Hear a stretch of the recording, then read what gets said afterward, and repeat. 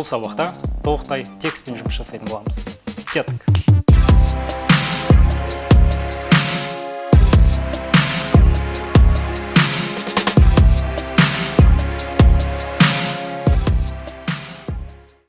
Текстпен жұмыс жасаған кезде көбінесе адамдар тексттің артына фон қойғысы келеді. Сондай-ақ фоныңыз бір түсті болған қаласаңыз, ондай фондарды Premiere Pro'ның өзінде де жасай аласыздар.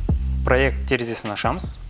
Егер проект терезесі ашылмаған болса, мұндағы жоғарыдағы стрелканы басамыз, ең жоғарыдағы проект параметрін таңдаймыз. Одан соң астында файлдың иконкасы бар новый элементті басамыз. Мұнда цветная масканы таңдаймыз. Окей батырмасы басып, біз ақшыл көк түсті таңдап көрейік. Немесе пипетка арқылы фондағы кез келген түсті таңдасақ болады. Мысалы, мұндағы сары түсті, ақ түсті, мұндағы көк түсті деген секілді. Қазірше ақшыл ақ таңдап көрейік. Окей батырмасын басамыз. Ок. Проекттің ішінде цветная маска деген элемент пайда болды. Оны таймлайнға саламыз. Уақытын ұзартамыз. Ендігі кезекте текст жазайық. Ол үшін текст инструментін таңдаймыз. Экранға жазып бастайық. Мысалы, Астана дейік. Негізінде Premiere Pro'да сізде текст жазған кезде, осылай тексттің бетіне бассаңыз, қай әріпті таңдап жатқаныңыз көріну керек. Мұндай қателікті жөндеу үшін жоғарыдағы программа терезесінің қасында осы иконканы басамыз. Параметр группы панели параметрін ашып, группа панели стапке параметрін таңдаймыз. Байқасаңыздар, бізде тексті таңдай алатындай фигура шықты. Бұл экран сізге өте үлкен болса, сіз оны кішірейте аласыз. Ол үшін төменге қарай түсіріп, экранды кішірейтсеңіз болады.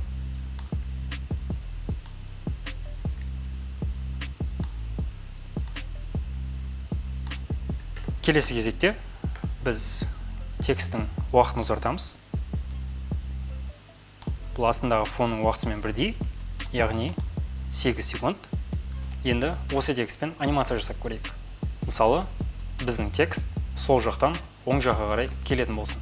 Ол үшін алдыңғы сабақта көрсеткендей, элемент управления эффектімен терезесін ашамыз. Положениенің қасындағы сағатты басамыз. Бірінші кейфреймді таңдадық. Енді оның басталу уақытын таңдайық. Мұнда басталады. Келесі кезекте бұл текстті сол жақтан ортаға келейік. Ол үшін 960-ты сол жаққа қарай өзгертеміз. Текст, яғни сол жақтан келіп ортаға келетін болады. Қарап көрейік. Кішкене жай болып тұр. Егер сіз анимацияның уақытын жылдамдатқыңыз келсе, жай ғана оның арақашықтығын кішірейтсеңіз болады. Енді тағы қарап көрейік. Тағы кішкене ұзақта болып тұр, тағы да кішірейтсек болады. Осы жақсы деп ойлаймын. Енді тағы да бірнеше анимациялар енгізіп көрейік. Мысалы, масштаб, поворот. Басына тағы да анимациялар енгізейік. Енді тағы қарап көрейік. Жалпы ештеңе өзгерткен жоқпыз. Ол үшін масштабты, мысалы, кішірейтейік.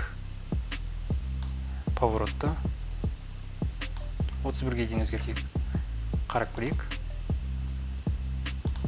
Бұл кішкене қызырақ көрінеді. Тағы көрсеткім келетін нәрсе, ол текстпен 3D анимация жасау. Ол үшін эффектіға кіреміз. Эффектінің ішінде базовый 3D эффектісін алып, өзіміздің текстқа саламыз. Сол кезде сізде базовый 3D эффектісі мұнда көрінетін болады. Мұндағы поворот видеоның Y осіндегі өзгеруіне жауап береді. Наклон X өсінде, ал расстояние до изображения деген Z өсіндегі өзгерістеріне жауап береді.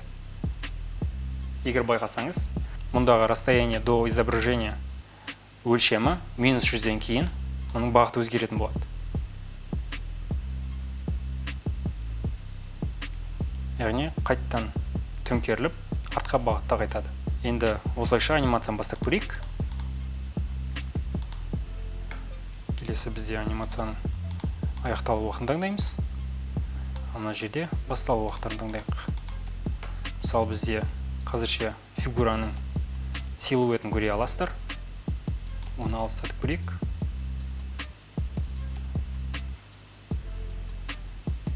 Минус 40-қа дейін. Одан кейін оның наклонын өзгертіп көрейік. Поворотын да өзгертіп көрейік. Сонда қалай болады екен? Байқасаңыздар, кішкене ерекше анимация пайда болды.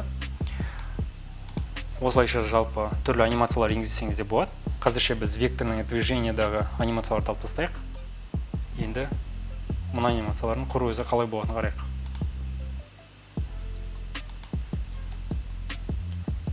Сонымен қатар сіздер Голливудтағы текст переходтарын қолдансаңыздар да болады. Ол үшін қазірше біз арасындағы ұзақтықты ашайық. Текст бізде -100-ге дейін барсын. Енді қарап көрейік. Осылайша түрлі текст пен анимациялар жасауға болады. Келесі көрсеткім келетін нәрсе, ол текстің екінші түрі, яғни Legacy Title. Оны ашу үшін Premiere Pro'да Ctrl-T клавишін басасыз. Сонда сізде новый заголовок деген терезе ашылады. Окейді басамыз. Енді сіздер мұнда өздеріңіздің қалаған тексттеріңізді қосымша енгізсеңіздер болады. Мысалы, біз қазір мұнда Астана деген текстті өзгерте алмаймыз, себебі біз басқа элемент ашып жатырмыз, және бұл элемент Астана текстіне ешқандай қатысы жоқ. Астана, мысалы, орысша столица деп жазып көрейік. Енді текстті толықтай белгілейміз. Ол үшін Ctrl-A-ны бассақ болады. Келесі кезекте ол өзгертетін нәрсе шрифт. Екінші шрифт ретінде P-бас New таңдайық. Астындағы начертание шрифттің жуандығына жауап беретін стильдер. Ең жуан шрифт ол bold. Bold'ты таңдаймыз. Көріп тұрғандарыңыздай, біз қазір ғана текстің жуандығын өзгерттік. Енді қайта таңдап, оның түсін өзгертейік. Түсін, мысалы, қызыл қылып көрейік. Енді оның размерін өзгерту үшін жоғарыдағы Т-ның қасындағы 100-ді үлкейтеміз. Инструмент выделение арқылы оның орнын өзгертсек те болады. Осылайша біз жаңа текст элементін енгіздік. Енді оның дизайнында өзгертіп көрейік. Астына түссеңіздер, түрлі дизайндары бар. Оны көру үшін экранды үлкейтеміз. Жылжытамыз. Онда байқасаңыз, заголовоктың бірнеше түрлері бар. Басып таңдай берсеңіз де болады. Айта кететін жайт, мұндағы дизайндар таңдаған кезде ол текстің шрифтіне де әсер етуі мүмкін. Қарасаңыздар, бізде шрифттер өзгеруде мұнда. Жалпы стиль ретінде осы текстің стилін таңдап көрейік.